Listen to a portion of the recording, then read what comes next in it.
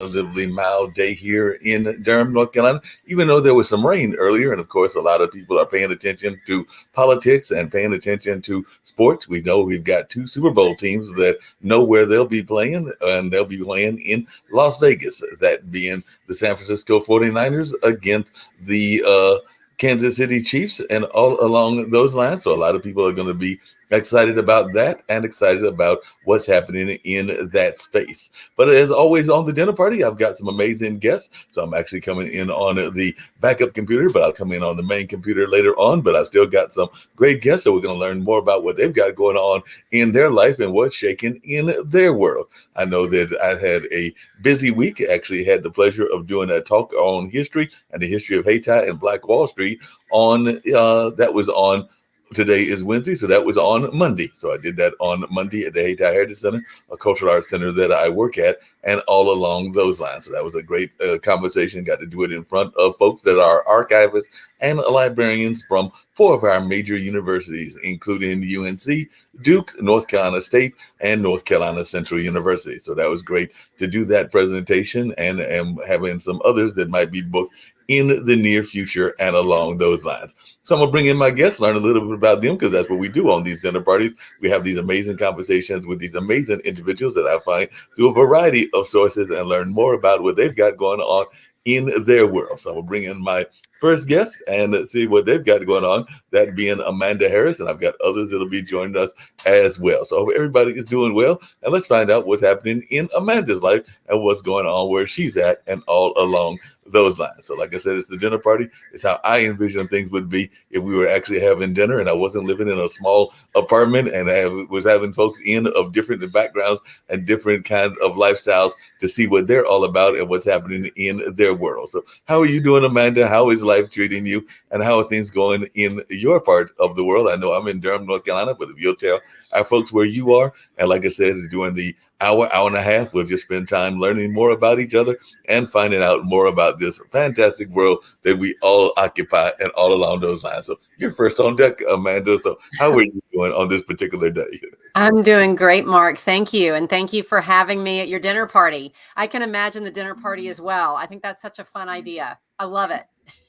Yeah, it's a great idea. So definitely share a little bit about what you've got going on in your world, because the way I always envision the dinner party, it'd be like if I wasn't the single 62-year-old man and I was with a significant other and we were just inviting folks over, and there's no telling where the conversation might go because they would be coming from all kinds of backgrounds. So if you'll share a little bit about your background, and like I said, I'll bring in some other guests as well in a little bit. I'll get to the main computer, but if you'll share a little bit about your background, I'm sure this will be fascinating for us to start off with. Well, sure. I'd be happy to. I'm actually in Richmond, Virginia, so I'm not too far down the road from you. And I'm an exercise physiologist. I have a medical exercise practice in Richmond, Virginia, that I see people both in person and online for a variety of reasons. My specialty is working with folks who have chronic low back pain. And the space I hold, Mark, as a medical exercise specialist and exercise physiologist is right in between really good medical care like physical therapy and chiropractic care, and then more vigorous exercise activities like excuse me, fitness and conditioning, or even sports, things like that. So that's pretty much what I do every day as I work to get people out of pain and back on their feet and doing the stuff that really moves them and that they love to do. No, and along the same kind of lines, I was just thinking about that because I know a lot of times people are thinking about exercise. We know that we just ended the year of 2023. And of course, there's those other things called New Year's resolutions.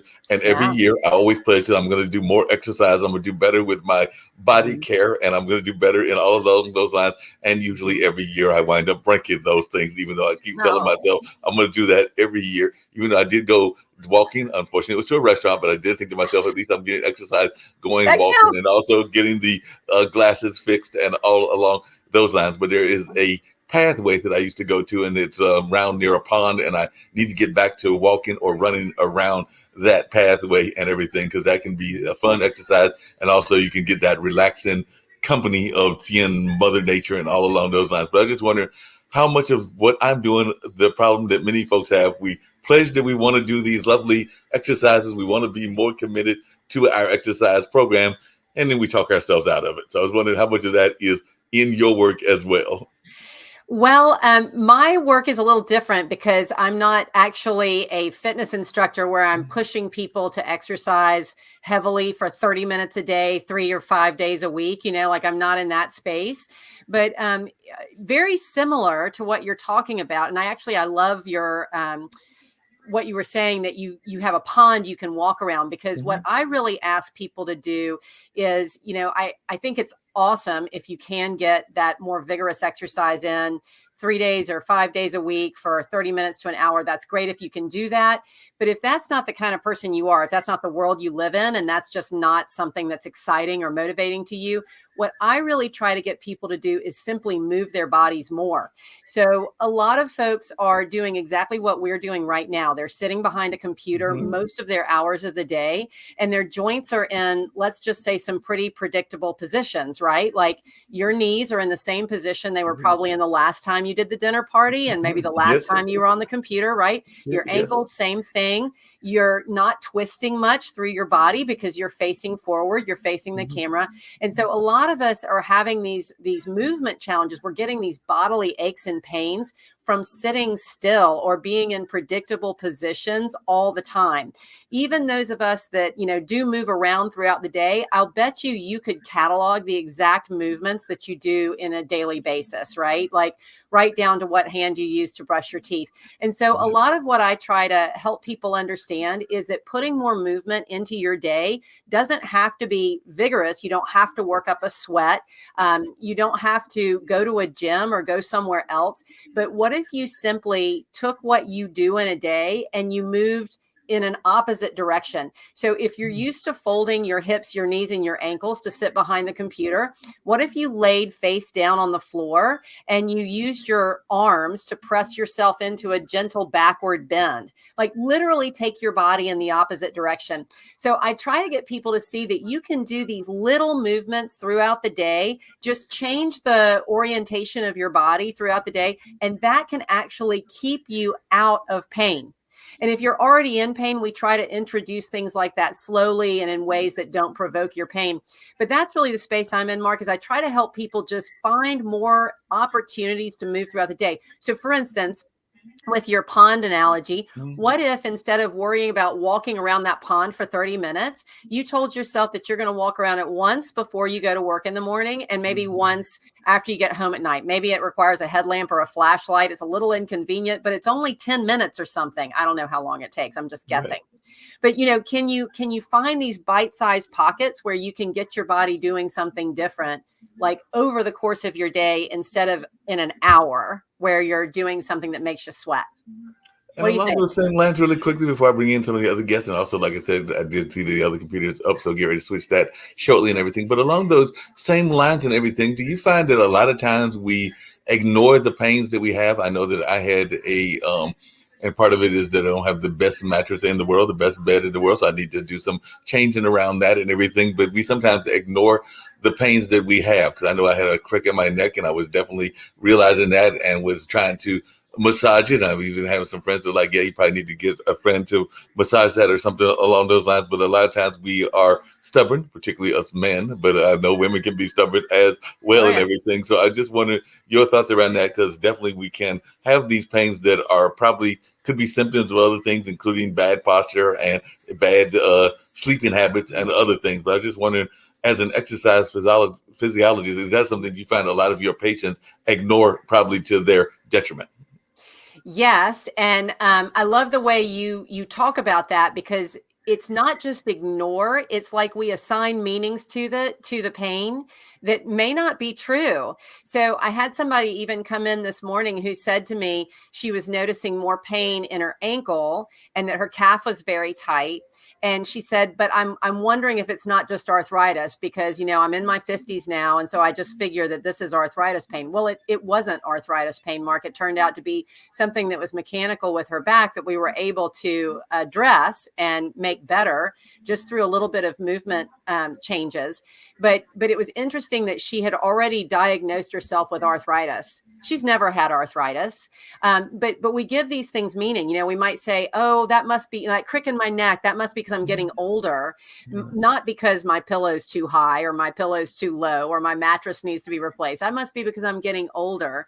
And so not just ignoring it, but assigning something else, some other meaning to it. So what I'd love to get your audience to do is when they start feeling these weird little aches and pains that they've never felt before, instead of ignoring it, start to get curious about it. I wonder where that's coming from. I wonder if there's That's anything the I did echo. So I've yesterday got that to brought switch that the on. computer and everything. So if you'll make those changes, I'm going to change the name and get the computer to the right computer and everything. So definitely, if you'll just talk a little bit about that exercise, and I'll bring in the other guests as well. Talk about, okay.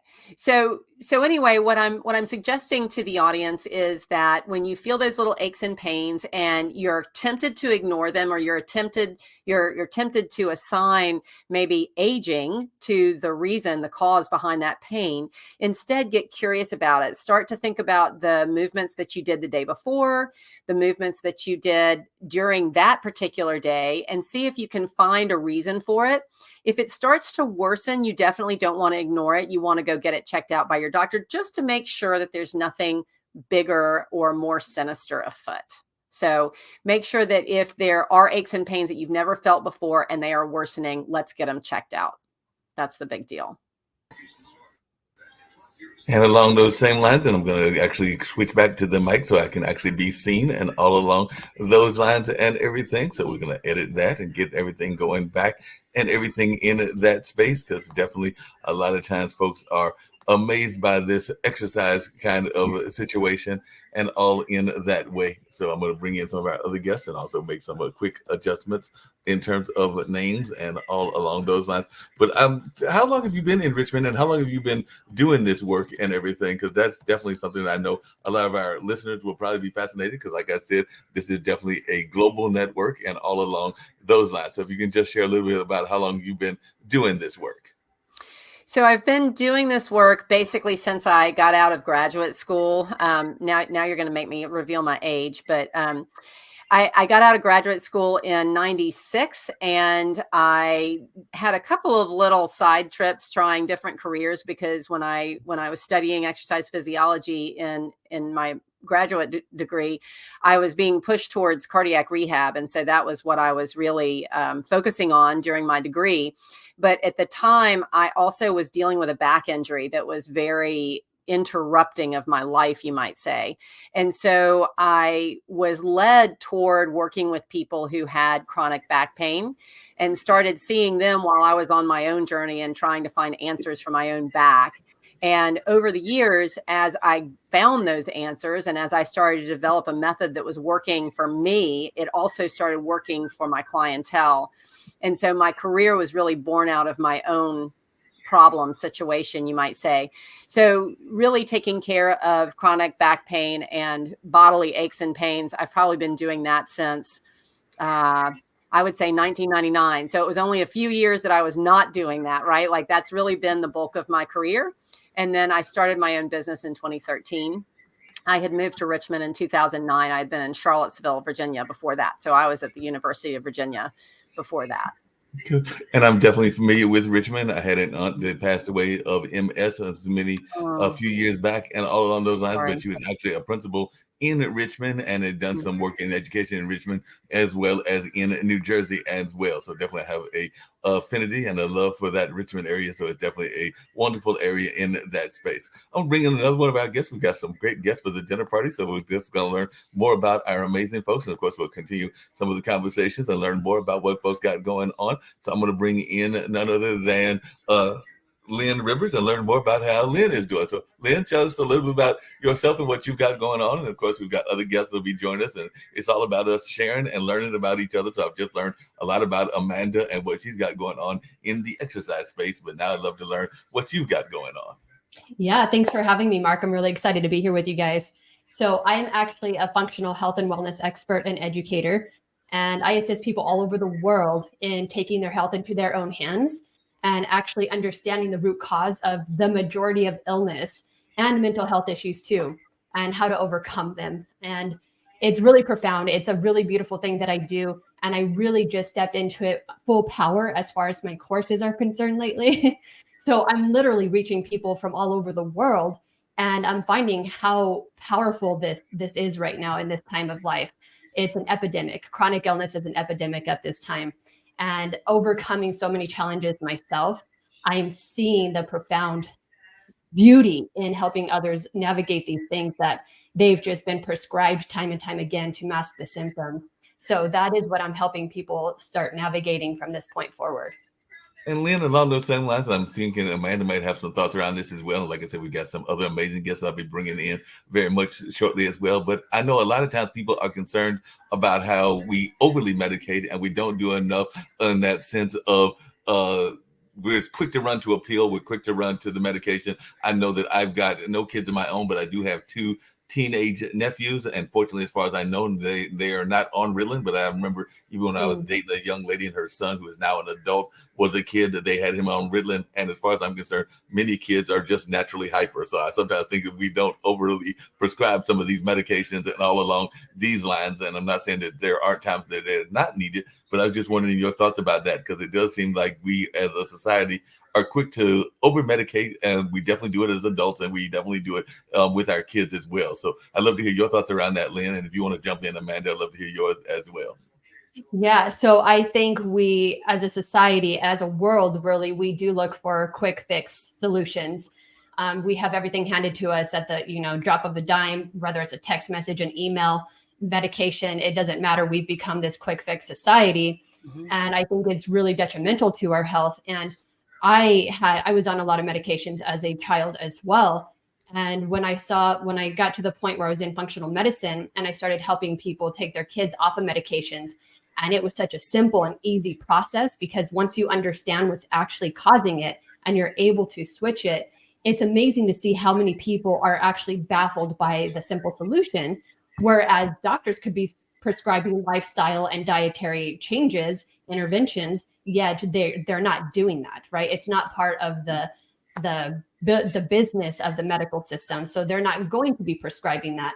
But when people can actually see that there are simple solutions to correct these issues, it's really life-changing. And I think that's where we're reaching this now, because we have the platforms in front of us. We no longer have to go to the doctor to get this information. We're no longer like in the 80s. We thought everyone who wore a white coat, they were smart and they knew our bodies better than we did.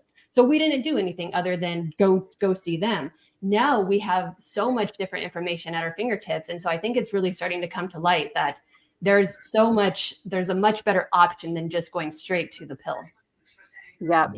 Yeah. And then the other thing that I find with a lot of my clients, and Lynn, you probably run into this too, is that these other options, these more natural options, they're not always easy, because to your point, they can involve lifestyle change, nutritional changes, movement habit changes.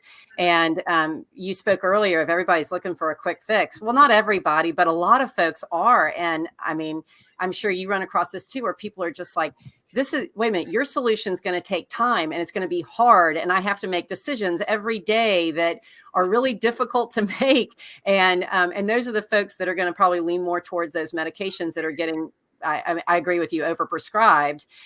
Whereas the more natural solution that doesn't have the side effects, that keeps people healthier longer, is hard. And so I think folks really struggle with how hard it is. I mean, I think people like you and me try to help it be easier, right? Like we try to be the guide that helps people find the solution and help them along the way and keep them on track and motivated. But I mean, what we do is hard. Like it's hard. Yeah, I think the hardest part is getting people to understand that it is lifestyle change, right? Like it all comes down. All the of it. root of all illness comes down Yep. to a lifestyle factor. Yeah. And there are 3 things that I found that if you switch, you will see drastic changes immediately. And so I Sure. can hand people the information, Yeah. but it comes down to them actually being willing to take the steps. It's not hard. It's just not in people's comfort level to actually take the steps forward. Yeah. It really comes down to this sense of self-care and self-dedication that a lot of people just don't have because they don't know any better, right? We go through the society constantly doing external, doing for other people instead of realizing the one person you need to take care of and give yourself that time and attention to is you. Without, your health, what do you expect to do for others? Yeah. Right. And, we're looking at what over 50% of the population right now either has diabetes or is pre-diabetic. And the number of people I have gotten to get off of insulin injections is through the roof. I mean, so many That's people, awesome. and it's just within weeks of changing certain things in their diet and they're off of their insulin injections. And it's because they were willing to step outside of their comfort levels and try something different. Yep. And we knew that's what needs to happen. It's Yeah. like the And hardest. along those same kinds of lines and everything, because I actually just did an interview on our morning show that we do every Monday through Friday at 10 o'clock with a gentleman, Jeffrey Sitkoff, who is working with a lot of our youth and everything and working with some of the celebrities, a lot of those older celebrities like Elton John and Billy Joel and even Anson that played, trying to remember the role, he played the role of Popsy on Happy Days and all along those lines. But he was talking about, because he's doing a lot of work in the West Coast. I'm not sure where you are, Lynn, and everything, but he's doing a lot of work in the West Coast with folks that are in that homeless population. So we oftentimes forget that a lot of our youngsters, I think he said there's like 4.2 million just in North America alone, or the United States alone, people that are homeless that are in that transitional part of life. They're getting out of teenage years, so like that 17 to 25 time frame, and everything is what they do a lot of their work with out of that 4.2. But that was just a startling number to me to hear that we have that many homeless youth, and I do see them here in Durham, North Carolina, and I'm sure you see them in Richmond. I'm sure you see them where you are, Lynn, as well. But I was just wondering your thoughts around that and everything, because it definitely seems to me that that is something that we see and is not being dealt with. But I just wondering y'all's thoughts around that, because that is a pertinent issue as well.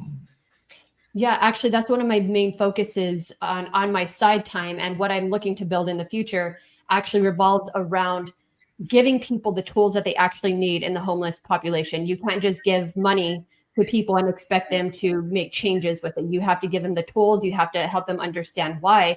And when we do case studies, I'm actually working on a documentary right now, and it involves homeless population, and it also involves people in the prison population, where when they find out certain genetic mutations or certain food chemicals like plant compounds such as salicylates, and how those alone, if they have dysbiosis, can cause aggressive behavior and it can cause mental disturbances and even suicidal depression. When we realize those and we can pull those out of diets for specific people who have these genetic mutations, their life completely transforms. I mean, that was part of my own journey too, with finding out that I had a salicylate intolerance. And so I was eating all of these high chemical plant foods that I thought were healthy. And turns out they were causing a lot of neurological symptoms because they are neurotoxins. And so when you can actually get these people the information that they need and get their neurological system functioning properly because of what any kind of dysbiosis that they have going on, their life can literally transform, because now they can function. Now they're actually able to be present with their life and understand where they are and where they want to go, versus just staying in that fearful space and not knowing how to move forward, which is what a lot of people end up doing in those populations. And you go to the prison population and they don't want to be in there. They don't want to be in that space. They don't want to be aggressive or angry. They don't understand why. And yet, no, they're not getting the help that they need. And so the documentary that I'm making is actually focusing on these populations and how to actually get them the information that will help them overcome these situations. Yeah, no doubt about that. I was just wondering, I know it's something you talk about, Lynn, and I'm sure that even my other guests and other ones that I'll be bringing in might have some thoughts about it as well. But I know one of the things you talk about is creating your own reality. So how did you go about creating your own reality? And definitely I want to bring in Kurt Nelson as well, who's a PhD, and have some conversations with Kurt as well. But definitely, how did you go about creating that own reality of yours and everything?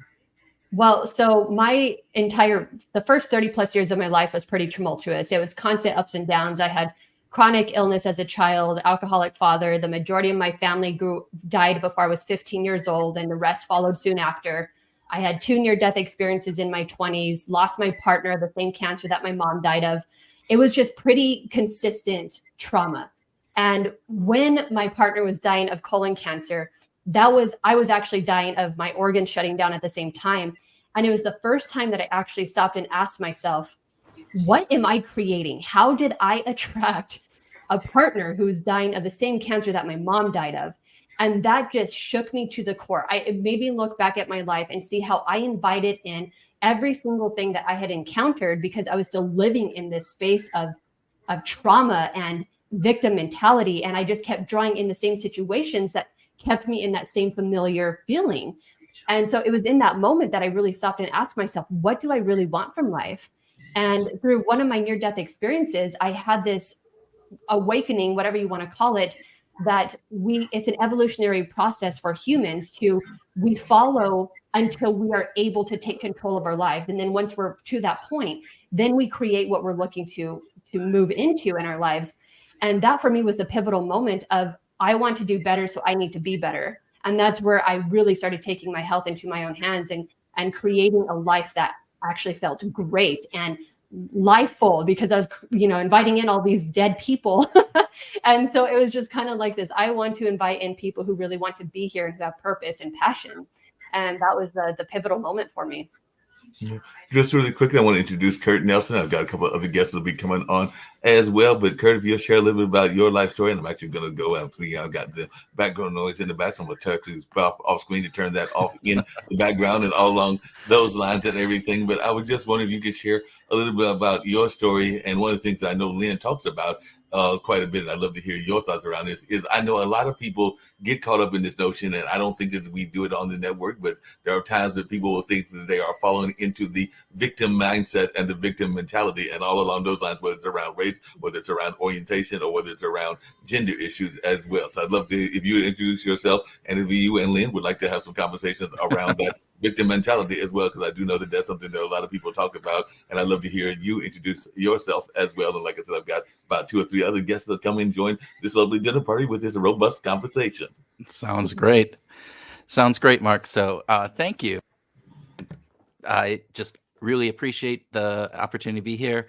And you just went off camera, but your beard is much better than mine. So I was just kind of jealous there as we were going forward. So my background a little bit, I am a behavioral scientist. I have a PhD in IO psychology. And so it's been very interesting hearing both Amanda and Lynn, you guys talking about, all of these different facets and different things, because most of my work revolves around behavior change and understanding why people change and understanding the dynamics of the psychology behind that change, as well as, what are the things that we can do in order to make that happen. And so most of my work works within organizations, and we work a lot with employee bases where we're talking about having engaged and motivated employees, and how can organizations help in improving those situations for their employees.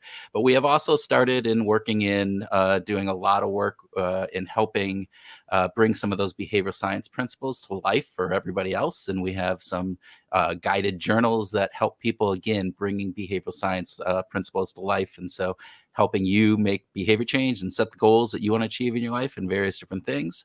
And Mark, I think you asked the question, about kind of thinking about the world in which we live in and self-fulfilling prophecies to a certain degree, and the victim mentality of how we do that. And I think there's a lot of really interesting research out there when we think about what it is that drives our mindset and drives our behavior.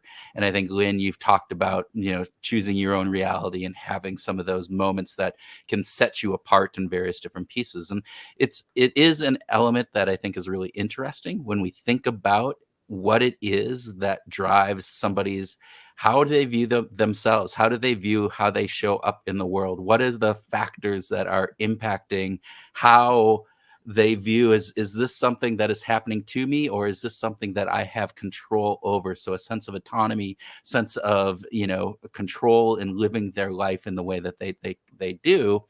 And it's always you know, there are a multitude of facets, as we always say. It depends. As a PhD, right? We're not going to be narrowing me down to, well, if you do X, you're going to get Y. Well, context matters, and a variety of other factors matter. But I think there's a lot to be said when we think about, you know, choosing our own destiny, and how do you set your mindset up for success, and what's that self-identity that you have in place. No, and along those same lines, I want to bring in another guest because she actually talks a lot in her own conversations about how we have a habit of getting in our own way, and all along those lines. So I want to bring in Hilda, because I know that part of what Hilda talks about is this notion of us getting in our own way, and how we oftentimes can get in our own way. And definitely that's something we even talk about on this network. And I'd love to hear from all of you that are here, and a couple of the others that I'll be bringing on shortly, because I am a big believer that we can sometimes be our worst enemies, and we can sometimes do a number of things in that. It can even sabotage ourselves, and I'll give an example of that in a minute. But Hilda, if you'll introduce yourself and talk a little bit about your own work, because I do know that you have done some work in this field and have definitely talked about how we can be our worst enemies and get in our own way. Hi, Mark. Thank you very much. I love to be in this dinner party. Thank you for the invitation. Well, actually, I'm a top executive leadership coach. I work with top executives in organizations, with leaders, entrepreneurs, with those kind of people that they love to invest in themselves to make transformation happen. I'm recently published a new book. Power Up is my first book in English. I'm from Mexico City, and I love to think about global communities, so that's why my book is in a different language than mine. And I listen at you guys, and there are so many things that I can grab from the conversation. You talk, Lynn, about quick solutions, and I think we love to have quick solutions, shortcuts, fast results. So my book talks about this counter mentality, and you said, Kurt, about mindset for success. And we have this mentality of, how can I solve it fast? How much is going to take a change? I hope it's going to be really fast. It's 21 days and that's it, please, because I don't want to invest too much. So we have this mind that thinks in short solutions, and we need to think in a long run. In transformation just happen when it comes a lifestyle, as you said before, Lynn, and as Amanda said also. So we need to think more in identity, and he decide who do we want to become, instead of thinking about goals. Goals is a short run. This is not a short run. This is a marathon. So take breath, keep your pace, make efforts, and keep it until you have it. And you create a new identity. No doubt about that. One of the things I talked about now, that's one of the things I was getting ready to get to, and I'd love to hear from both of you, and hopefully in a little bit, Rodney and Dwayna will join us as well. Those are the last two guests and everything along those lines. But I know a lot of times in life, and I know I've been guilty of it, and like I said, I'm not afraid to admit my age, 62, still in that single space and everything. And I know that there have been dating situations and work situations where I have literally talked myself out of the job, because we know that we could be our worst enemies, and all along those lines. And there have been those situations. Everybody's nodding their heads like I've been there, done that as well, and everything. So I was just wondering, how do y'all get past that? Because I know there have been situations, and I'll use the dating example, where there have been young ladies that I might want to pursue, and I will think of all the reasons that I don't need to go ask them out. And by the time I've asked them out, they've already gone and moved on to another relationship, or that ship has sailed, as the old expression goes. And I can say the same thing about job opportunities. Because I'm in the art world, and there have been some art administration jobs that I probably could have qualified for and could have gone for, but I would find every reason to talk myself out of it. And by the time I went to the boss and said, "Hey, I'm maybe interested in being the director of X and Z," they were like, "Sam's already got that job. Nice try. You should have thought about it ages ago," and all along those lines. So I know that inner critic can be very detrimental. So I'd love to hear from all of you how you deal with that. So I'll start with you, Amanda, but how do you get past that inner critic? Because it can definitely be something that we face regularly, even in the exercise space. So how do you deal with that? Yeah, I think you're absolutely right, Mark. And I guess in my space, what I usually see in that inner critic is how people see themselves. Most of my clients come to me because they're hurting, and there's some kind of very real pain there. And one of the things that I had to learn very early on in my own journey with back pain was that I did not want to be the person who had back pain. I didn't want to identify as somebody who had a bad back, right? Like I didn't want to have to tell people, no, I can't do that because I have a bad back. And so one of the things that I try to help people do is change the way they see themselves. Like if you're seeing yourself as the person with the bad back, what else could you be? Like what else is there that you can be? Can you be the person that's the talented artist? Can you be the person that is a successful business owner? Or like what other ways can you characterize yourself? And then let's work on your pain as something that's distracting and something that's very real, but we're going to get you to the other side of it because you're not that. You're not your pain. And so often it's a exercise in reframing. You might say, really helping somebody see where they are shining, where they are succeeding. And sometimes even, when we talk about motivation and lifestyle change, it comes down to reminding people where they've been successful in some sort of a big change they've made in the past. They say something like, I'm not good at staying on track with a new thing. It's like, well, tell me about a time where you were.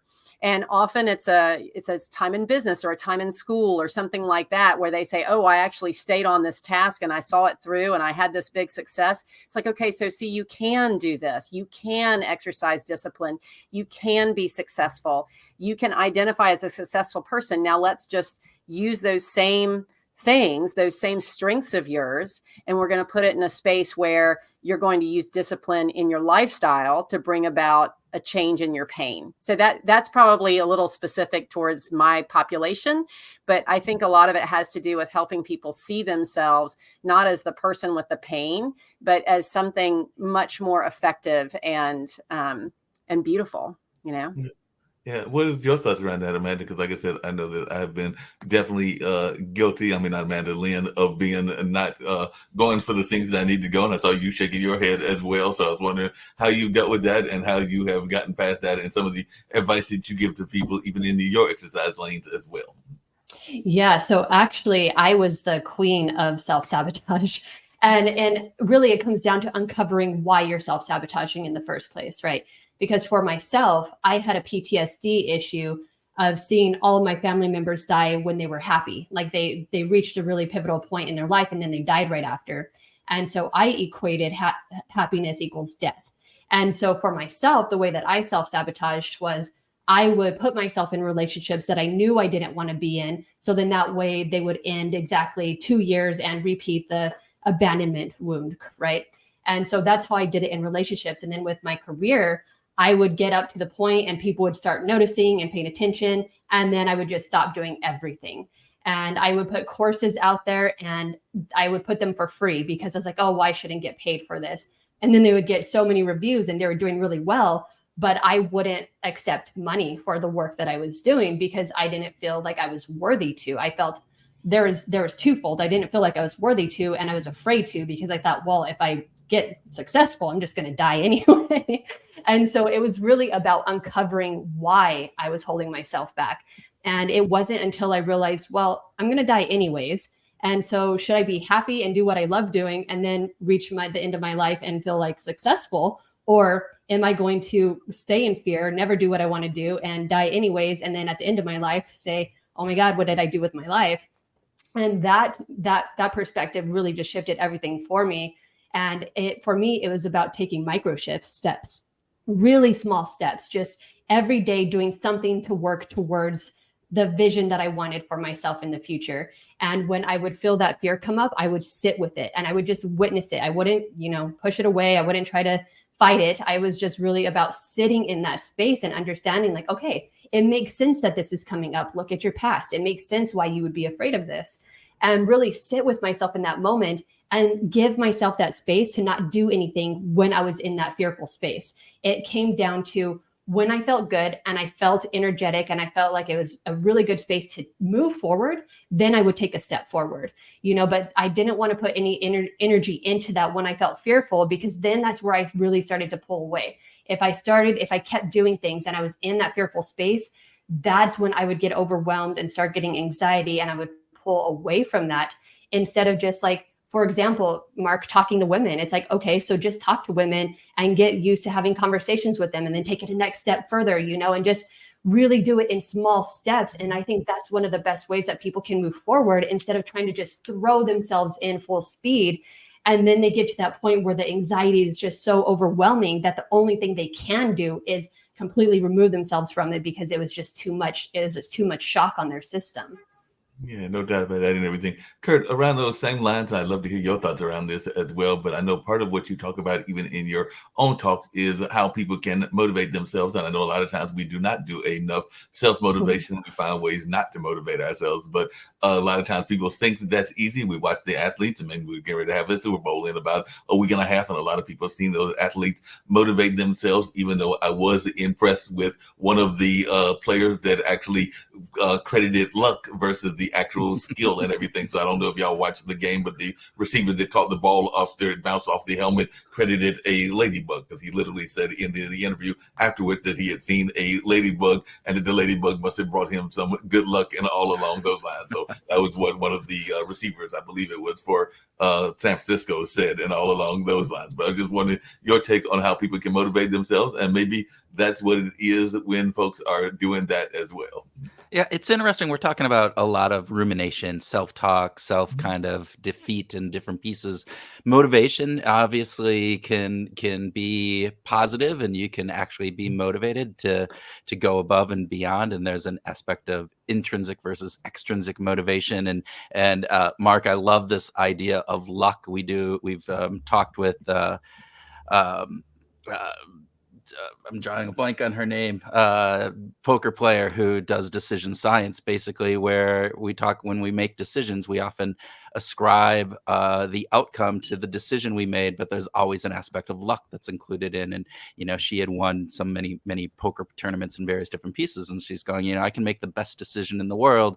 There's a 7% chance that card is going to come up and I'd lose. And you know what? 7% of the time, that card comes up and you lose. So when you're making decisions, we often attribute the outcome to how good our decisions are made when we kind of dismiss all the luck aspect that is going in with that. So with that, though, when we think about kind of how do we get out of our own heads and how do we start moving and getting motivated in various different pieces, when we think about motivation, we can think about it from the perspective of, if I need to motivate myself, that's often a harder component to do than if we're trying to do things for others. And I think Lynn, you mentioned that, so often in our lives, we're out there and we're trying to do things for others and others and others. And we kind of forget about ourselves.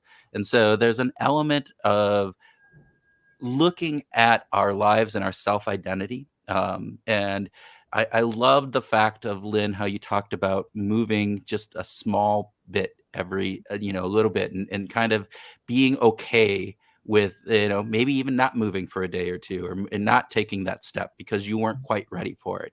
There's an aspect within psychology called cognitive dissonance, and that happens when, our self-identity and our behaviors don't match, right? So there's some misconnection there, and you can actually use that to power your motivation and to do different things. And so oftentimes what we have when we have that disconnect, that cognitive dissonance, is we discount it, we disassociate it, we move away from it. But if you actually, go into it and you go, this doesn't feel right, so my behaviors don't align with my identity. And so that either means that my sense of self needs to change, or I need to change my behaviors. And so you can use that power. You can use that sense of kind of that butterflies, the angst that you get in those situations where you realize it's just not matching up in order to help motivate yourself and move yourself beyond that. Yeah, and along those same lines, and Lynn kind of alluded to it, and I've brought it up on some of these shows as well as other shows, and I'd love to hear everybody's thoughts about it. We also sometimes don't know our own worth. I know that I've got friends in the arts, and I'm definitely in the arts and do stuff not just in media, but sometimes we do what Lynn was talked about, and we don't want to have people know the worth that we have, and all along those lines. So I'd love to hear everybody's thoughts around that, because I do know that sometimes we are our worst enemies. I've got a good friend of mine that used to be the program that used to do the rental of a popular theater here in Durham, the Carolina Theater, and he used to tell me that everybody is a promoter till it's time to cut the check, which means that everybody's got great ideas until you have to cut the check, and then we find out that the ideas and the resources may not always be there. And he also talks a lot about the brain drain, which is where people want the knowledge but don't want to necessarily get the reward for what the services are, and all along those lines. So I'm just wondering y'all's thoughts about that, and how y'all get past folks that are wanting to exploit your skill sets and all along those lines, because that's something that I think we talk a lot on this network and just in general about. But I'd love to hear all of your thoughts. But I'll start with you, Kurt, since you're in the business space and everything. And I do know that sometimes people are not being paid the worth that they need, even in the companies that they work for as well. Yeah, I think part of that is how do you judge your worth, right? So what are the external measures that you're using? But then also, it's hard to take a step and distance yourself from yourself, because we can only see through our own eyes. We only, everything gets processed in this, couple pounds of brain that we have inside of our skull. And so, oftentimes our self-worth, we only view it from how we see things. So in other words, you can put on the best podcast ever, but when it's in your own head, what do you focus in on? You focus in on, oh, you know what, I could have said this differently, I could have done this different, and so you actually, we have this element where what do we focus on at the end of the day? You can go, and at the end of this, Mark, if you're like at the end and you get, hey, 3 people are emailing you, Mark, that was great, best show ever. And one person goes, Mark, I kind of thought it was a little flat today, right? What do you focus on at night? You're not focusing in on those 3 people who are talking about how great the show was. You ruminate over that one person who gave you that downside. We tend to do that. It's an evolutionary factor, and there's lots of things there. But one of the ways to kind of judge your own worth and to really do that is if you have a good group of friends, right? They are the ones who can kind of maybe take a step outside of your own element, where you're constantly looking at what you could do better and how this can improve. And they're going, man, you are doing well. You need to do that. And so one of the ways that we talk about within business is like, hey, have a group of cohorts that you work with that, again, they don't have to be friends, but they at least know you. They understand the value that you bring. And as part of those conversations, talk about that. Talk about what it is that you need to do in order to get to that next job. Oftentimes people are too afraid. Oh, I need to get, 3 more years under my belt. And you're going, no, you don't. You can go and you can do that job better than the person who's in the position right now. So you should go for it. And so oftentimes just having that outside perspective can really help.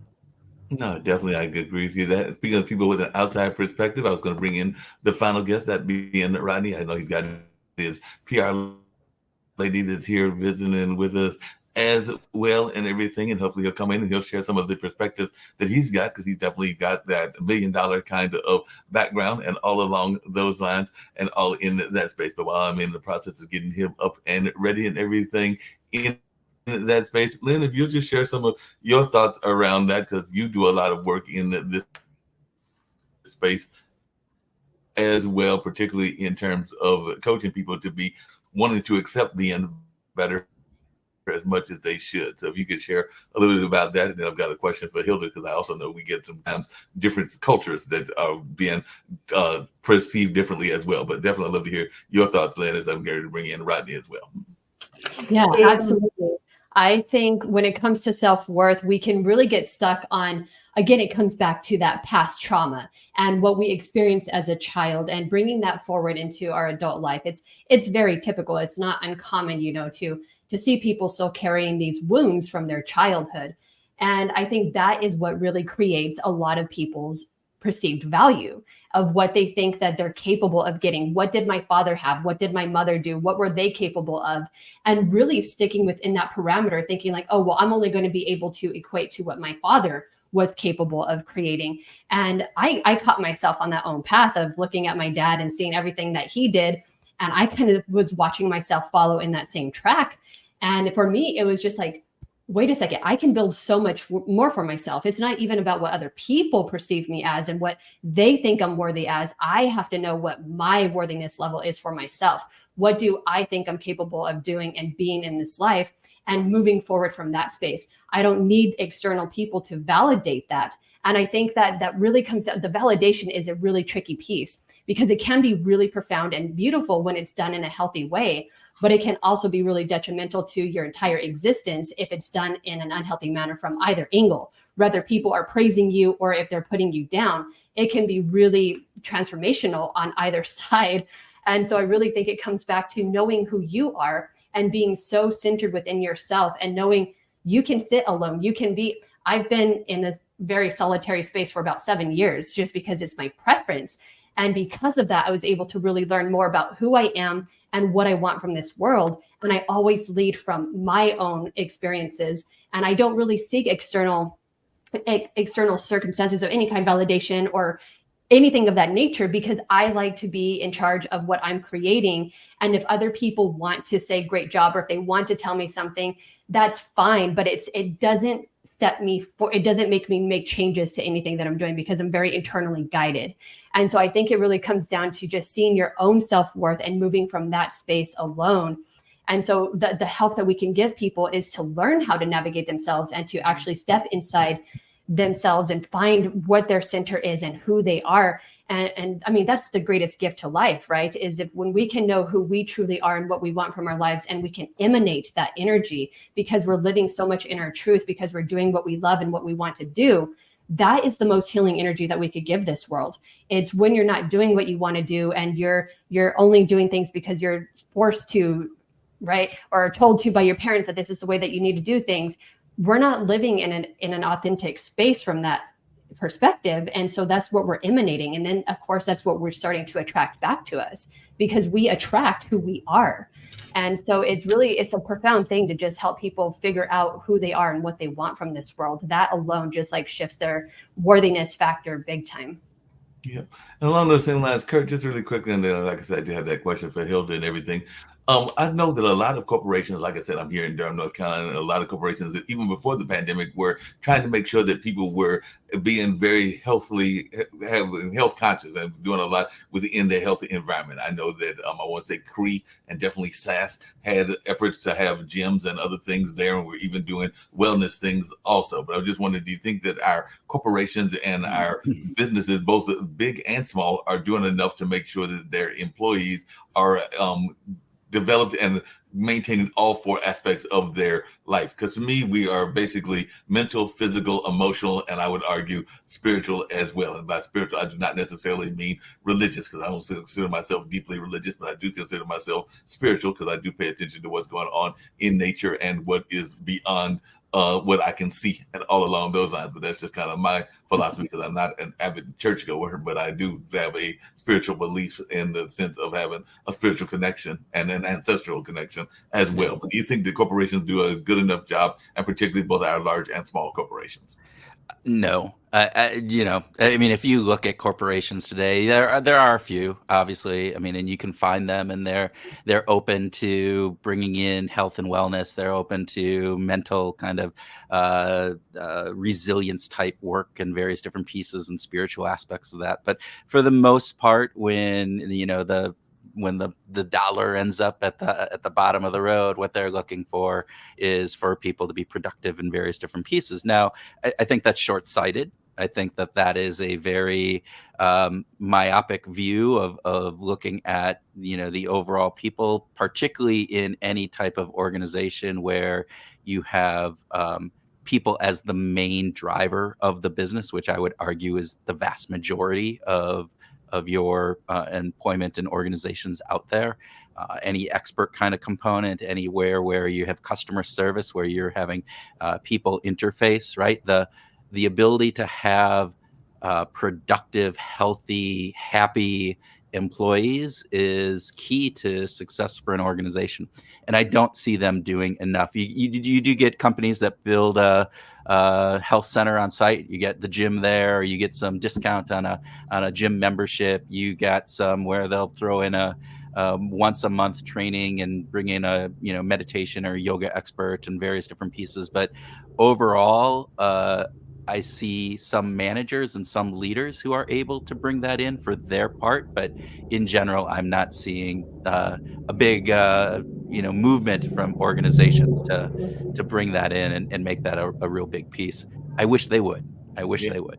Same here and everything. Hilda, I was wondering, you're talking that, and a lot of times we see that corporations from different parts of the world and different cultures will have a different attitude. One of the things that people, and I'm just saying this teasingly, will say about the Latin culture is that notion of the work break or the siesta or all along those lines and everything. And some people have said that is actually a healthy thing, and they wish that more American companies would do that and all along those lines. But do you think we pay enough attention to the cultural differences, and also do we do enough a good job of making sure that we are culturally aware with our business as well?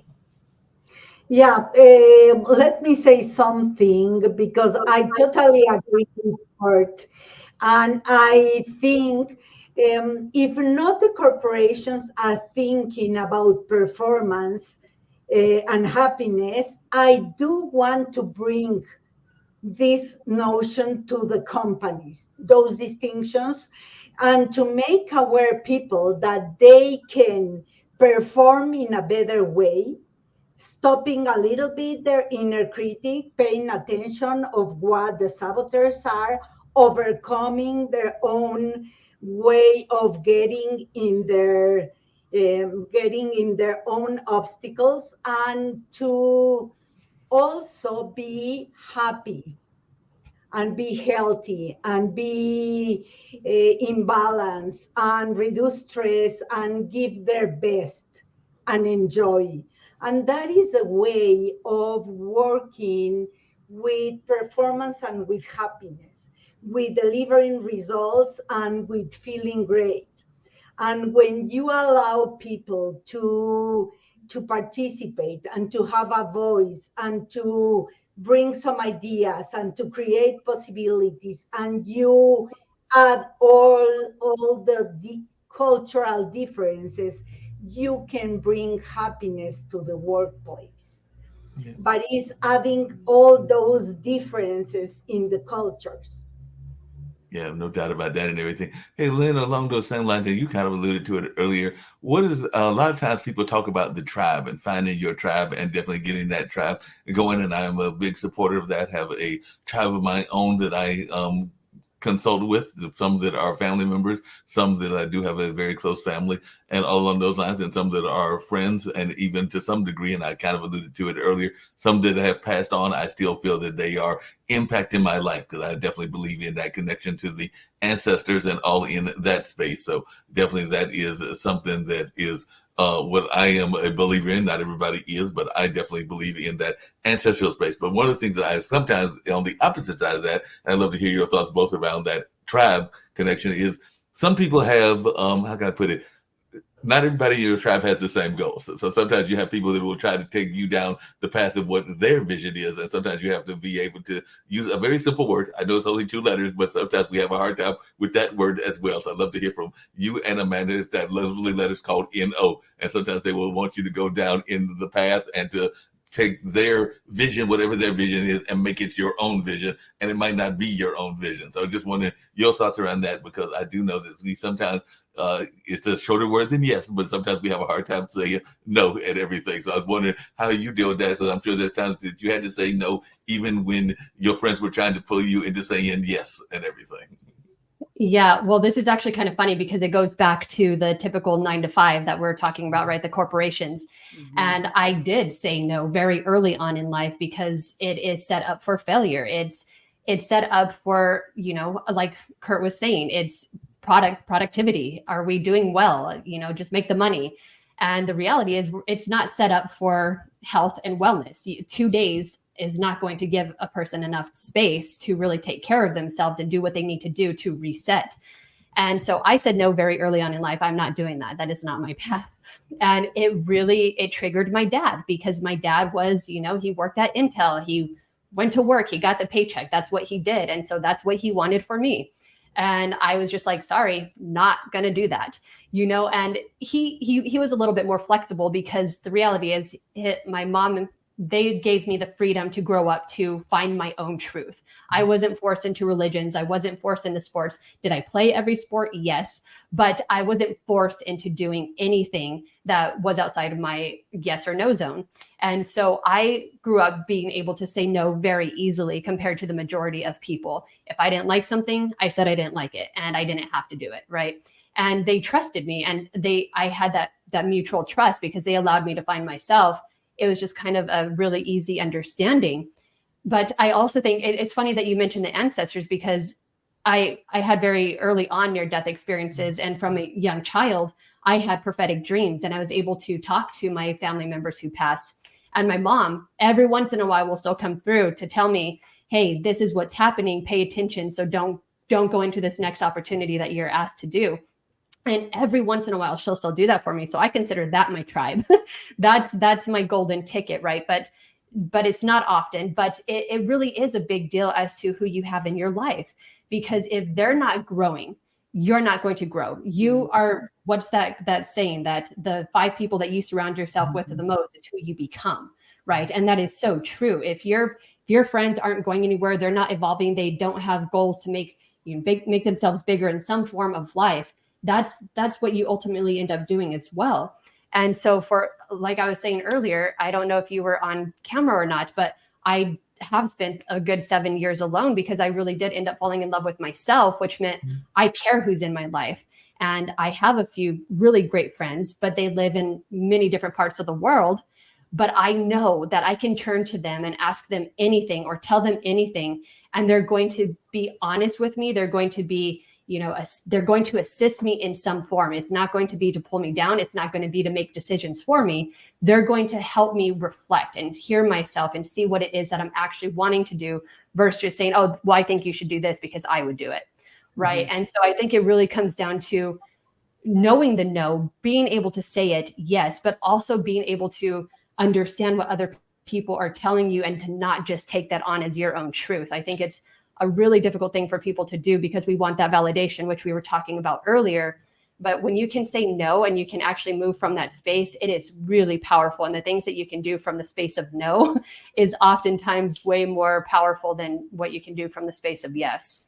No doubt about that. Amanda, what's your take on that? Because I know that is something that is there even in the exercise space and everything, this notion of saying no. And sometimes we got to say yes to doing the exercise, but sometimes it's easy to say no to that, but not always easy to say no to the business part of it and all of those lines. And part of what was founded, the reason the network was founded, is that Nick Palveda and Kim Calhoun, who are the 2 founders of the network, were frustrated by some of the things that were going on in the network, and they were getting told too many no's too many times, or told that, yeah, you can have a show, but because they were interviewing entrepreneurs and celebrities and other folks, but we might throw it on at 2 a.m. when nobody's really going to be watching it. So they decided to form their own network, which is what this Pod TV is. And they had a relationship at one point with IBM, which is why we had the older name, and all along those lines and everything. But I was just wondering your thoughts around that, because one of the things that they talk about often is how a lot of what we're talking about isn't taught in school. Because I remember when I was going to school in the 70s and the 80s, exercise was part of what you had to do. I think that there was even an exercise course that was required, or at least one that was required. It might have been one PE when I went to Marquette in Milwaukee and all along those lines. But a lot of the things now, even in our colleges, are not required, even from an exercise and a physical literacy standpoint. So I personally, even though I work not just in Pod TV, but with a grading company, a test grading company, that there needs to be some serious reforms in our education system, including getting back to teaching exercise in the school system. But I just wanted your take on that, and if that's something that you would like to see more of as well, because it seems like we've gotten away from that. I do remember it in the 70s, but I'm not even sure my nephews are taking any exercise courses. Yeah, well, I So I think we've kind of transitioned on topics, which I think is it's a great transition, Mark. And I will say that, I grew up with PE in school, and I was not a natural athlete. Like, I listened to Lynn and I'm like, Lynn was a natural athlete. She played every sport. I did not. I was terrible at team sports.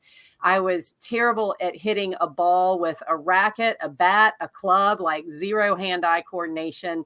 I was the kid that was always picked last for PE teams, because what I remember about PE in school was that it was always team sports, and you were pitting one team against the other. And then there was always a team captain that was picking teams. I'm dating myself. That was the 80s. But I grew up really hating PE, and for that reason, kind of hating all things athletics. The only thing I cared about that was active was playing with horses. And so when I got into exercise physiology in my college years, it was very different, because what I learned about was individual sports. And once I was introduced to individual sports, like when I realized I was in an individual sport as an equestrian athlete, but then I also took up snow skiing and kayaking and mountain biking and things like that, where I didn't have to be picked last on a team. And I wasn't ruining a team's ability to win something. I started realizing that that PE, the exercise, that movement in general, didn't have to be this experience that I grew up with. And one of the things that I wish would happen, and this is not the space that I'm in, but the PE before I was in school, where there were like pegboards, and people climbed and they swung on rings and they did all this other just athletic skill stuff. Like, where did that go? Why do we have to play kickball and racket sports and all of that? I mean, I think introducing it is great, but just general movement and exercise would be so nice. It doesn't always have to be a competition. Maybe it's just general athletic skill building, where people are gaining flexibility and strength and self-confidence and all of that, that hopefully will transition into a lifetime of movement and athleticism, not necessarily being an athlete if they don't want to be. But yeah, I think there needs to be a lot more movement engineered in schools, because we are driving our youth into jobs that are going to have them sitting behind computers. And that gets back into all these aches and pains that I'm trying to help people get through every day. Right. So I guess that's my take on that. No, I appreciate it. And that was a great take and everything. I did get Ronnie in. He's our last guest, and we'll learn more about him. And then we've got about another 30, 40 minutes to go, and then we'll wrap up the dinner party. And these are always fun and all along those lines. But one of the things I was going to just share with you, Amanda, and everything, is that I can relate, because I was not a athlete. I was not like Lynn. I did try to be an athlete. I tried to run track when I was in high school. And I also tried to be in the band, which my band teacher said that even though you might be a minority, don't believe every hype that is out there and every stereotype, because you are lacking rhythm. So he actually kicked me out, because he was saying that I was not of the rhythm, even though I have the minority heritage and all along those lines. But I did run track, and part of what it was in rural North Carolina, all you had to do to run track was survive. So they would run you and run you and run you some more. And if you survived, then you were on the team. So I was never any good. I think I finished dead last most of my races and everything. But part of what I do, and y'all have noticed that, because that's part of the reason the December party goes on, is I've always been good at networking. So I was able to recruit the football players and the baseball players and others to join the track team. And we won 3 out of my 4 years, because the high school was a 3-year high school, but you could run in your senior year of your junior high and all in that space. And the only reason we lost, y'all will get a big kick out of this, is because in my senior year, God rest Jimmy Robinson's soul and everything, I recruited him because I knew I could beat him. He was chubbier than me, and I knew I could beat him, and I was tired of losing. So I recruited somebody that I knew that I could beat, and we lost, I think, by like a point or two. So I didn't have that winning mindset on that particular day. So I recruited somebody that I knew that I could beat, and all along those lines. So, but it is part of my own background. So I'm like you, Amanda. Was not any good at sports. Don't think I'm any good at sports now, even more. So my dad is a swimmer and a number of other things, but I admire folks that do that. Absolutely. Me too. And everything. Rodney, if you can hear us, I'd love to hear a little bit of your story as well and learn more about what you've got going on. I know you're a $1 million, you've got man kind of $1 million clients and all along those lines, from what I remember Dwayna shared with me and everything. So if you can share a little bit about your background and your business knowledge as well. was before I get started, I was absent from the camera, but I was hearing the entire conversation, and I loved what Amanda said, and also I wrote her name down because I have my glasses on. Lisa. Lynn, what Lynn, sorry, I need my glasses to see what I'm reading. What Lynn said about just self-awareness, about believing in yourself and all that kind of stuff, because I went through that journey throughout my 42-year career, and then in the last several years, built up a lot of confidence and that kind of thing. And for me, it just a slight correction. I don't have $1 million clients. I earn $1 million a year, and I coach agents how to earn $1 million a year or more as well, as far as income. And so for me, I've been in business 42 years, and about maybe a year or so ago, I started to get into the framework and mindset of, at some point, I'm going to want to probably exit sales, which I love immensely. But more than that, I'm at the point with my wife. Our son's off on his own. He's doing well financially, out of college and the whole bit. I want to spend more time traveling. And so real estate sales, while we still take several vacations a year, I'm still tied to having to come back and handle my clients. With coaching, I'm able to do that from anywhere around the world. And so that's why I want to transition slowly and succinctly into the world of real estate coaching. I feel I've got a lot to share and a lot of examples that I want to bestow upon people. And I just think I have a lot to say about the business, and I think I'd be a fantastic coach. And so that's kind of what I'm doing right now. And along those same lines, and this is another one of those transitional points into the dinner conversation and everything along those lines. I know one of the things that we talk about quite often, and my mom has it, well, dad does as well because he inherited grandma's property and everything, but mom and her sisters inherited several family plots and several family lands and everything that are still being passed generation to generation. And a lot of times people have let that land go. We know that it has happened in various minority communities, both black and brown, and others as well. So I just wonder your thoughts around this generational wealth and how a lot of times we are letting the generational wealth go, Rodney, and if anybody else wants to jump in, because that is something that I know a lot of people are concerned about, is the fact that we oftentimes have the property and then we don't think that it is an asset, and the next thing we know, some major corporation, if you're living in, say, Nebraska, some big farm corporation will come and take up the property, and then you don't know if you're a small farmer, and all along those lines. I just wanted your take on generational wealth and the importance of generational wealth. I've got a lot to say about that. I was just talking to, actually not talking to her, she was on Facebook with me, and she was asking the Facebook community, and when I say the Facebook community, she lives in the same neighborhood that I live in. We live in a 55 plus neighborhood.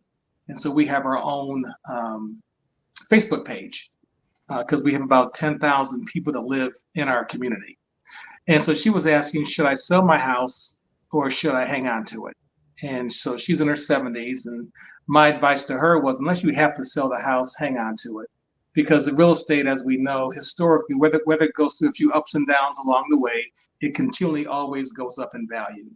Then she also has the rental income potential from that property as well.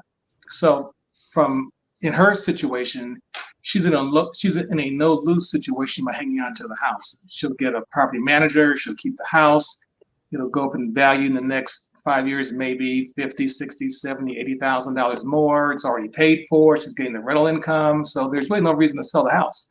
So I just believe unless you have to sell a property, hang on to it. And that's how you create that generational wealth, hanging on to your real estate, So.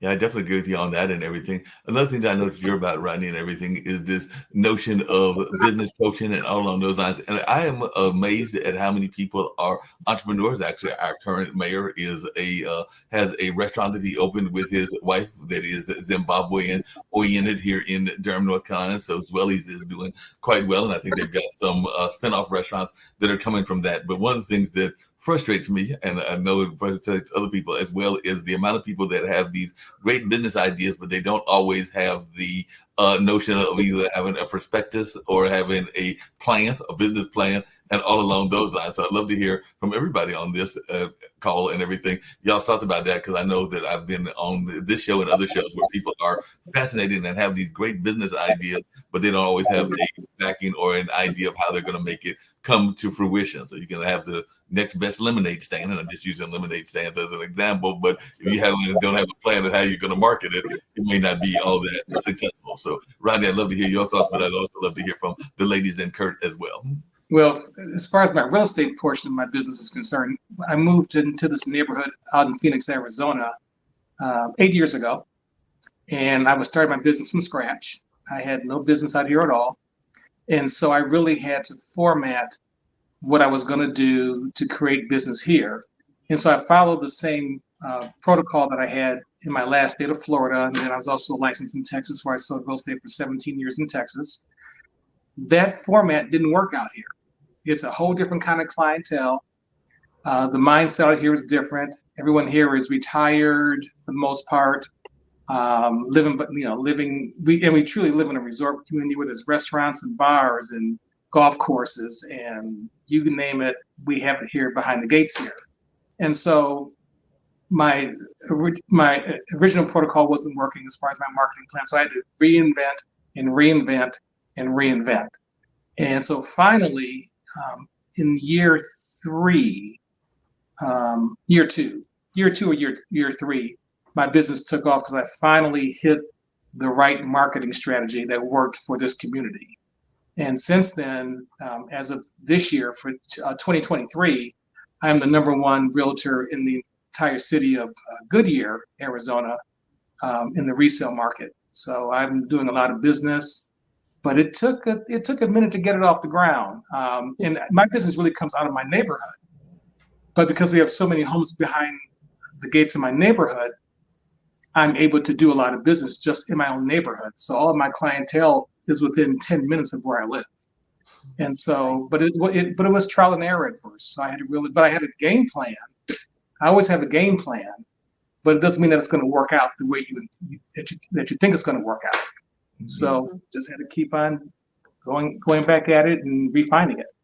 Yeah, that makes a lot of sense. Along those same lines, and this is for everybody on the panel and everything, you just mentioned this notion of reinventing yourself. And one of the other things that I get frustrated by sometimes, it comes back to the education system and all along those lines, is I personally think, and I think it's been going on for decades now, is that we are still continuing to teach people on to how to go to work for somebody else and not necessarily go into the entrepreneurial lanes and all along those lines. And with some of these new things taking place like AI and other things, I don't know that we're doing enough to train our kids in that space. But I do think that certain school systems still have, and I hate to use this kind of analogy, but it exists and it does make sense for what I'm saying, almost like a plantation mentality. So it's like you're trying to go to work for somebody else and not necessarily to work for yourself and to make money for yourself and all along those lines. But I'd love to hear, Kurt, your thoughts around that, and any of the ladies want to jump in, and Rodney as well, because I do think that sometimes we have gotten away from this notion of teaching people enough about how to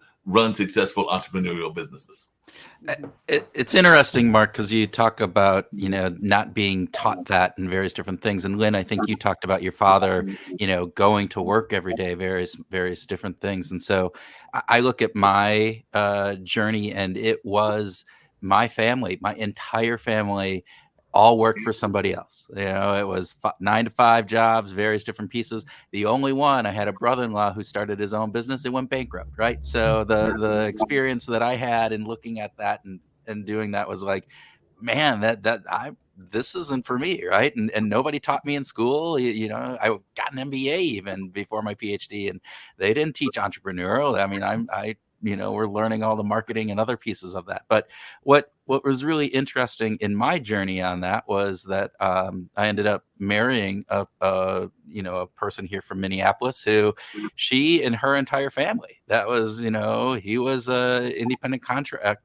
architect, and had, his business, and his father had business, and her mother had a business. And so it was all these all these other people. So sometimes I think as you're looking to be entrepreneurial, there needs to be that realization that, you're not bound by the history that you have, and that you're going to be able to do that.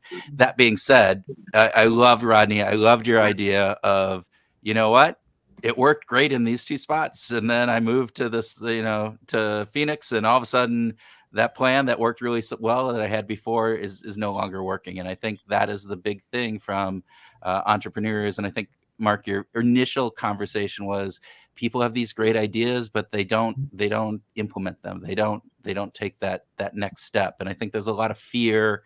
Again, one of the things from behavioral science that we know is there's a concept called loss aversion. This idea that a loss is felt twice as painful as an equivalent gain. So if I lose $100 out of my wallet, and that pain is twice as much as me finding $100 on the ground, right? The equivalent pleasure that I get. So we are inherently risky verse for most people. And again, different people have different personalities, and so different pieces. But I think there's a big amount of that overcoming that sense of potential risk of failure, of, how am I going to, I don't know how to do this. But I think Rodney brought up a great thing. Sometimes it's just trial and error. Sometimes you just got to get out there, you try something, and then it doesn't work. Okay, well, let's pivot. Let's move a little bit here. Let's try it. And as Rodney said, have a plan, but make sure that you're not, so stuck on that vision that you have blinders on that you can't go, maybe this isn't working like I wanted it to. Maybe I need to kind of shift. Maybe I need to move a little bit. So. Yeah. And Kurt, along those same lines, I do have to tease you because I forgot that you were from Minneapolis, and I should let you know that I am because I mentioned football earlier, I'm a diehard, and I mean diehard ever since the Fran Tarkenton days, Minnesota Vikings fan, and I do want to know if we're ever going to get back to the Super Bowl, since we went 4 times and lost 4 times in a row and all along those lines. And I also want to know if we're going to get another Prince-like performer at all in that space, because I was a fan of Prince when he was living as well. So that's some of y'all's claims to fame there in Minneapolis, and I know there are others as well. But you talk about loss, and you got a big loss. The Vikings always lose, and that was a big loss when we lost Prince. So yeah. That was definitely a big loss when y'all lost Prince, and the Vikings always lose. Hopefully they can bounce back and we'll figure out what's going on in that quarterback situation and all of those lines. But Kurt, just really quickly, one of the things that I know that we oftentimes don't pay attention to, and I'd love to hear your thoughts around this, is social cues. I know that I miss some of them sometimes and everything along those lines, and it is an important part of the business conversation. So could you share a little bit about how we miss those social cues and what we can do to actually observe those? Because even in business, I don't know if we pay enough attention to those social cues. Yeah, we on my podcast, we talked with a woman who talked about reading the room, or reading the tea leaves. And actually what was really interesting is she had done all this research, and I can't remember all the different ways that people talk about it across the globe. Right. This isn't just US centric, but it is able to read social cues. And again, certain people are much better at reading social cues than others. There's a whole, again, you can look at the autism scale and various different pieces. I'm not an expert on that, but, part of that is not being able to understand social situations, how you show up, and the interactions that go in there. One of the things that I think is really important, though, is just being mindful, right? And so too often, and we talked about this before, is being stuck in our own head, is thinking about what I'm going to say next, as opposed to actually giving space and being able to be in the moment and seeing how other people are responding.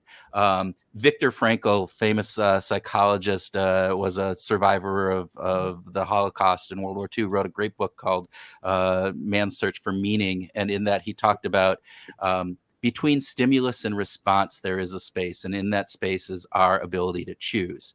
And the idea about that is, we tend to be very much stimulus respond. And even in social cues, it's like you see somebody, they make a face, you interpret that face immediately, actually at a subconscious level, faster than your consciousness can actually comprehend it, and then we respond accordingly. And so sometimes, though, what's really important is just to be able to slow down, to be able to expand that space between that stimulus and that response. And if you can do that and be in the moment, then hopefully you can read those social cues better and understand body language and understand, are people feeling, insecure? Are they feeling, like they got to go? Are they, what are those different things? And reading the tea leaves, as they say, I think is really important. Yeah, just really quickly, Hilda, that's what I was going to ask you and everything. Like I said, we was asking us a few more minutes to go, and I definitely hope to get everybody back, including Rodney, because I would definitely want to give you some more time and all along those lines and everything. But one of the things that I was curious about, Hilda, is a lot of times people are thinking about certain cultures as being more entrepreneurial than others. And one of the things that people praise the Latin culture for is the fact that the family might be like 8 in the house, but also be working like 6 or 7 different jobs and all along those lines. So I just wondered if you could speak to that, because that is a stereotype. And a lot of times those are people playing into the stereotypes, but it's also something that I observed, because even in this apartment complex that I live in, I would say that the management is majority Hispanic, and definitely a lot of the tenants might even be majority Hispanic here as well. But I just wanted your thoughts about that notion that the Hispanic community is more entrepreneurial. I think it's a matter of generations. Younger people are thinking more in being their own bosses, not having a big company to work for, creating your own business. So it's a matter of young people. But of course, in the Mexican culture, there is a very big entrepreneurial way of doing business, but it's more an informal one. And also, there are a lot of companies that are family business, because the dad or the grandpa create a business, so now you work for it. But I do have 2 kids, and they have a difference of 10 years. And the small one, that is 29 actually, he has this mind of being an entrepreneur, and he created his own business. And the big one, she's 39, she doesn't like the idea. So young generations want to create more a business of their own than working for somebody else. No, definitely, I can see that and everything. Hey, Rodney, just really quickly, one of the things we talked about earlier, and then I've got a question for everybody as we get ready to wrap up very shortly and everything on those lines, is this notion of the imposter syndrome and the notion of the inner critic. So I hadn't heard your answer to how you deal with the inner critic. I did hear from everybody else, but how do you deal with Yeah, inner I got critic? something to say about that for sure. So as far as the critic thing, just like I forgot who had mentioned it, whether it was Lynn or Amanda or somebody. I was getting initially a lot of negative talk when I first went out into the world and started doing real estate.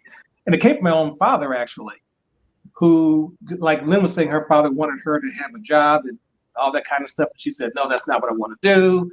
Yeah, I was the same way. I knew at 17, I'd be doing real estate in some form or fashion. And the reason why I knew that was because my parents owned real estate.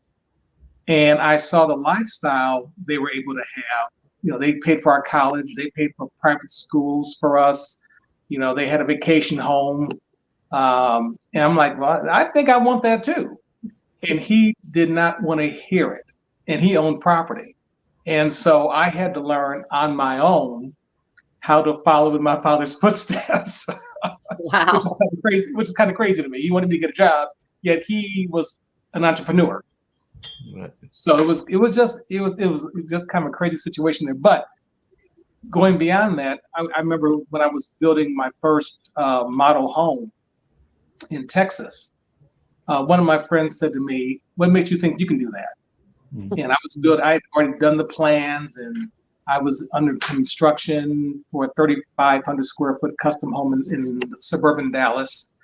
And I thought, if I listen to people like that, I will never accomplish my dreams. So at a certain point, I just had to believe in myself. And I still believe to this day that you have to be your own biggest cheerleader. Mm-hmm. And so that for me was a turning point for me when I started realizing it doesn't matter who believes in me and who doesn't believe in me. I have to believe in me. Mm-hmm. And once I believe in me, then everybody else can just sit back and watch. Whether I succeed or whether I fail doesn't matter to me as far as what they have to say about anything. Mm-hmm. Today my friends see me as a big success in what I do. And that's because I didn't listen to what anybody said. I just felt and knew that I could do it. I just had to be focused and move forward.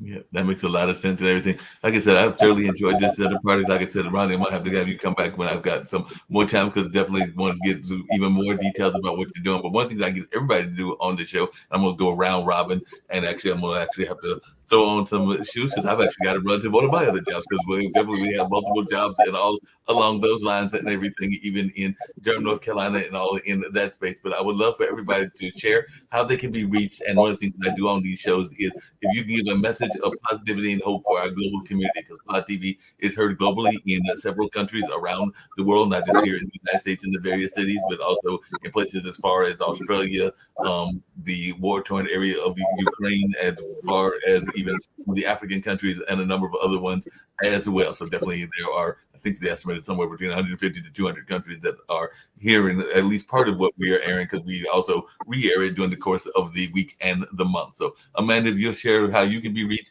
and a message of positivity and hope, and then I'll go round robin and all along those lines. So it'll go Amanda, Lynn, Kurt, then Hilda, and then Rodney to close it on out and everything. But if y'all could do that, I would greatly appreciate it. Y'all might see me off camera as I'm got to throw on those lovely socks to go with the shoes. So I want to go out barefoot with it's cold outside and all in that space. So I'm going to turn it over to you, Amanda, if you will let folks know how you can be reached and how you can be communicated with, and your message of positivity and hope.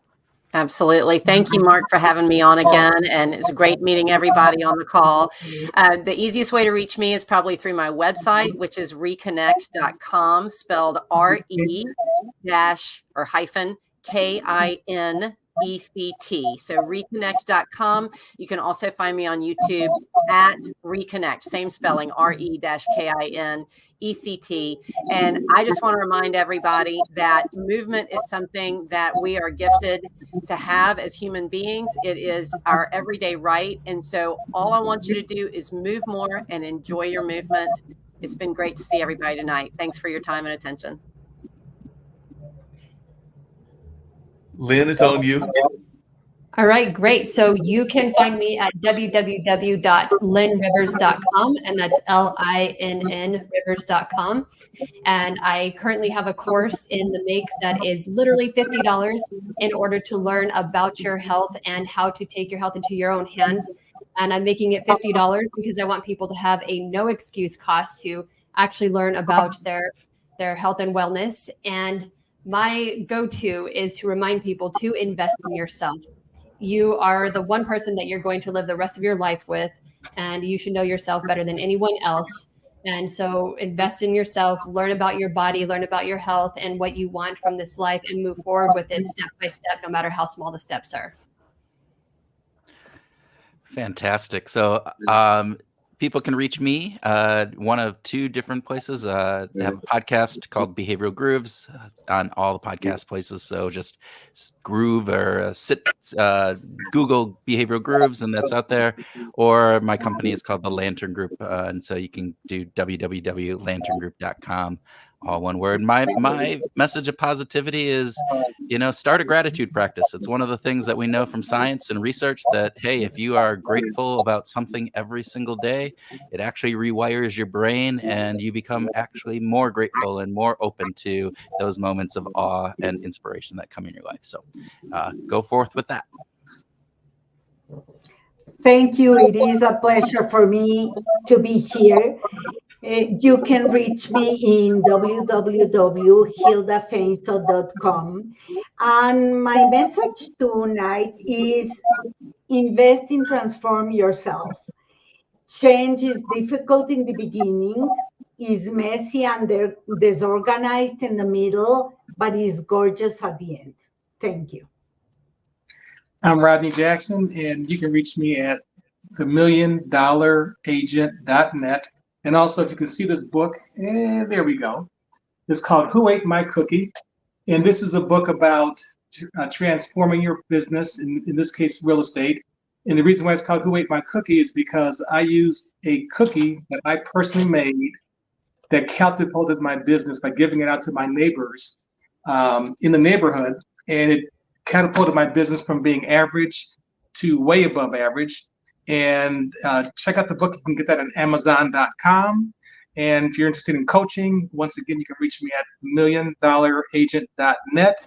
Check out my coaching website and hope to hear from some of you out there. I greatly appreciate that, and all along those lines. And by the way, I'm thinking that everybody here on this network is going to want a copy or some samples of that cookie, because the cookie, if it can make you $1 million, I'm thinking everybody's going to want a cookie. Kurt's going to want a cookie. Hilton's going to want a cookie. Amanda and Lena going to want a cookie as well. There's $1 million cookie, because I remember the Cookie Monster from back in the day. So it was $1 million cookie. I'm thinking Amanda's going to want that cookie. Am I correct, Amanda? Oh, absolutely. Lynn's going like, no, might be Lynn might want that cookie as well. Well, I thoroughly appreciated all of y'all being on and everything. Rodney did mention the book. If anybody else has got books, we also have a bookstore here on the network as well. So if you want to give a shout out to your books, if you have books, you can do that as well. So Amanda, is there a book that folks need to know about you, and also Lynn, Kurt, and Hilda, since we did have the books, and we will definitely get those on the bookshelves, because we do have a bookstore that goes with the Pod TV website. So Amanda, is there a book that you've written, or is that on the works and everything? Right. Not yet. But stay tuned. I might come up with one. All right. And what about you, Lynn? Is there a book that you've got? There is. It's in the works right now. It's called Your Health Sets the Tone. And it's in the works, but it's between the documentary and the book right now. So my time is split. So it's not quite ready. And when will the documentary be out, or is the documentary out already? And what is the title of the documentary? Because we have a very popular documentary film festival here in Durham called Full Frame. So a number of people are familiar with that. Documentary film festival is considered like the Sundance of documentary film festivals in the Southeast and all along those lines. But HBO and a number of others are usually involved with it. And I've been a judge on it in the past. That's amazing to hear. It's actually in pre-production. So it's not even in that realm yet. However, once we get there, it's going to be a pretty long production, considering we have to get a lot of licensings and regulations that go around the prison system. So that's going to be a little bit of time, but I will definitely keep you posted when it's coming out. Please do. And if any of those people that have been involved with it, including those in the prison system, want to be on this show or on any of our other shows, that opportunity is there for you as well. Amazing. And Kurt, is there a book for you? And if so, what's the title of the book, or is that in the works as well? No, there is a book. It's called the Brain Shift Journal. It's actually a guided journal that is built off of behavioral science. So it's a 13-week guided journal. Every single day, you get different prompts that are based on behavioral science principles and help you achieve your goals and set your life in right course. And there's volume 1, there's volume 2. I recommend actually starting with volume 2. We updated it, and we still have the old versions of volume 1, but it's available at Amazon.com or on behaviorshift.shop if you wanted to go out there, along with some other behavioral tools that can help you set goals better, make better decisions, and all sorts of different things. So there it is. Sounds good. What about you, Hilda? Is there a book for you? And if so, what's the title of the book? Mine is Power Up, the executive roadmap to transform life and business. So it's the way to understanding yourself, how to overcome what is the way, and to sustain changes. Amazon.com. Sounds good. Well, we'll definitely get those books up, and we'll be keeping track for Amanda and Lynn's books once they get out there. And we're going to go out with a message that was something that we were alluding to earlier, and this is a PSA that deals with mental health. So I figured that was a good way to go out since we were talking about mental health. And I've got this PSA that deals with mental health. I want to say it's from the Southwest or one of those Texas areas or something along those lines, but it is a very profound message, and it's actually some kids that are talking about their mental health and why sometimes the parents are ignoring them, and all along those lines. So on that note, we'll get on out of here with this particular PSA, and I hope that all 5 of you will make a return trip in the not too distant future and join me at another dinner party. But I thoroughly enjoyed the conversation, and I hope y'all enjoyed having me as your moderator and your host on this particular dinner party, and hopefully we'll see you back in the near future. Thanks so much. Thanks, Mark. Thank you, Mark. Thank you. Bye. Thank you. Bye, everyone. Good night. Thank you, all of you. If you're watching this with your friends, you'll probably make a joke. Because you know what you feel on the inside isn't what you want people to know. If you have to pretend to be happy, find someone you trust and tell them. If you get mad at things and you don't know why, or have thoughts about hurting yourself, Find someone you trust and tell them. You are never alone when you share. Seriously, people care about you. It's okay to not understand what you're feeling. And it's easy to think that you're all alone. But you don't have to be. You're never alone when you share. Don't be ashamed to tell someone you trust what you're feeling. You're not alone. You are not alone. Find someone you trust and tell them. Tell a parent. Tell a teacher. Tell a brother or sister. Or just tell a friend. You haven't done anything wrong. Talk to someone. Talk to someone. It's how things get better.